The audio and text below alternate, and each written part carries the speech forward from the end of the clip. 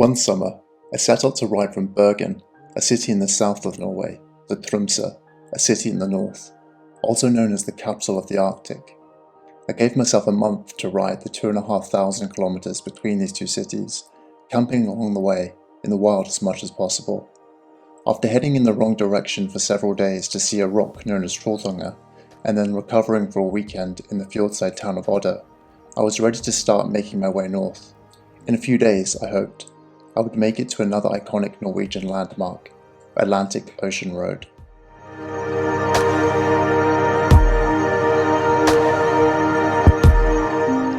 Rejuvenated, I sped up the sunlit coast of Fjords.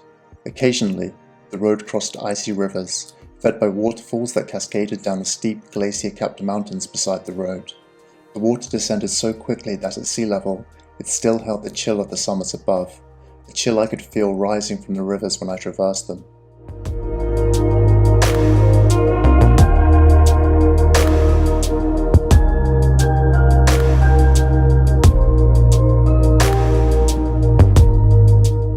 The sun vanished as I crossed to the north of Fjords, and I disappeared into a grey and eerie landscape, where I rode along wet roads and abandoned waterside cycling paths covered with rocks and branches, pallets and old tyres. When the days ended, I looked for somewhere to sleep, scouring the forests for morsels of flat dry land, which often involved prodding the earth with my feet to see how far I would sink.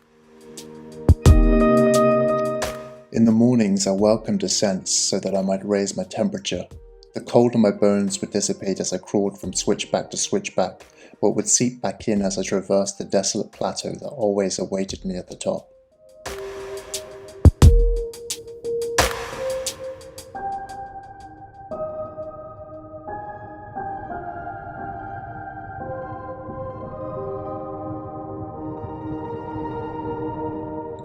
During these days, I relished any chance to hide out on a warm ferry.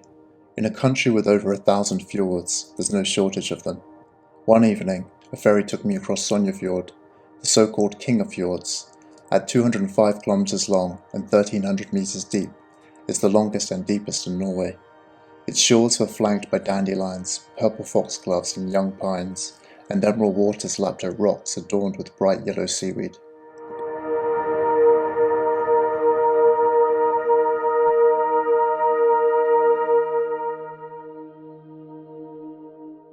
To the north of the fjord, the road looped upwards to 700 meters. After 2 hours of continuous climbing up into the clouds and of refilling my bottles from roadside waterfalls, I arrived at a viewing platform overlooking imposing dark mountains and blankets of pine. Not thrilled by the idea of camping on the snowy plateau ahead, I spent the night on the floor of a public toilet beside the platform.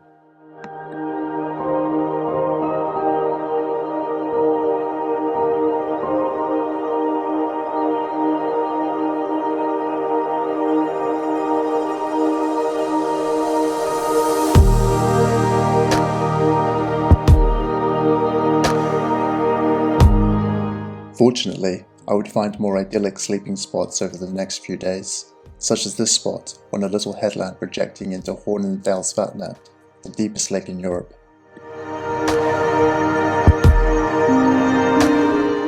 The next big body of water on my way north was mighty Storfjord, on whose shores I awoke one morning. Beyond the damp grass of the campsite, walls of rock pierced the clouds and towered over the dark blue water. I could see the road ascending a steep hill on the edge of the village before being swallowed by the cliffs. This meant I too would soon be swallowed by them. In this country of endless mountains, often the only way forward is through.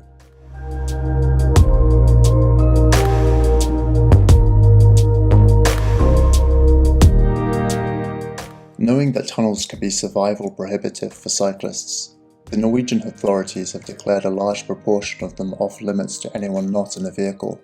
For many of the tunnels that cyclists aren't allowed through, there are paths that go around them, often following the edge of a fjord. I always look forward to these, as I never knew what I would find.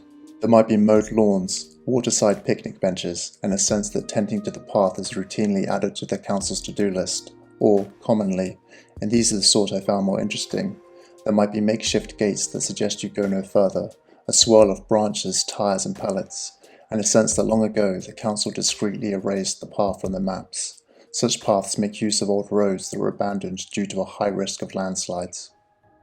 And I've taken one of these cycle paths that go around tunnels, but this one, it's not the first one I've seen like this. It's just like completely abandoned. There are just like trees in the path. Where I came from, there were just like a few rocks in the path which had fallen from this cliff that's next to me. Also, back from where I came from, there was an abandoned tunnel as well. I couldn't really see very far into it, obviously it was very dark, but there was like a metal fence that had been knocked down and there were rocks all over the ground. But when I got to that tunnel, there was a very thin path that I followed to where I am now, but this path, I'm not sure if you can see very well, but is further down is completely covered in rocks. There's been a huge like rock slide from this cliff, and yeah, it's completely impossible to get past, I think.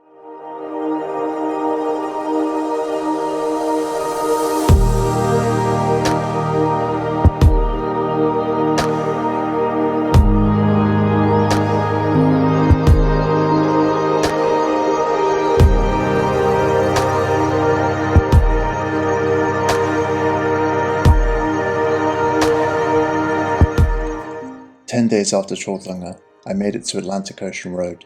I sped along it to the first bridge, my senses feeling sharper than they had in some time, as if the emerging sunlight had ignited my circuitry.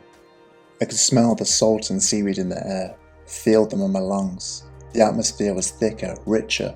The squawks of spiraling seagulls cut through the sloshing of the water on the rocks. From cracks in the skerries grew grass and wildflowers, trembling in the blustering wind.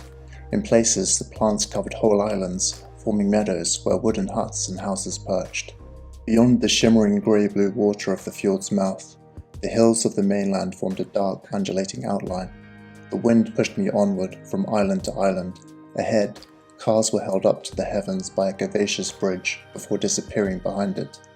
I watched them all enjoy those few seconds at the summit of Atlantic Ocean Road, until it was my turn to be blown to the top of the bridge, where the seagull's song reached a resonant crescendo as they watched the fishermen below. Near the bridge, I made my way onto a rocky headland where waves rolled in and filled the air with spray. I could see, further along the road, a busy car park where tourists were craning their necks to get a better view of the bridge whose shadow I was now in. I might not be able to cover as many miles on my bike as others could in their vehicles, but I could often see much more within those miles. But those in the car park, unlike cyclists, could use the underwater tunnel at the north end of the 8-kilometre road. For a while, I watched the procession of camper vans rise and fall over the bridge, gulls above them, fishermen below, then hauled my bike back to the road and returned to the mainland.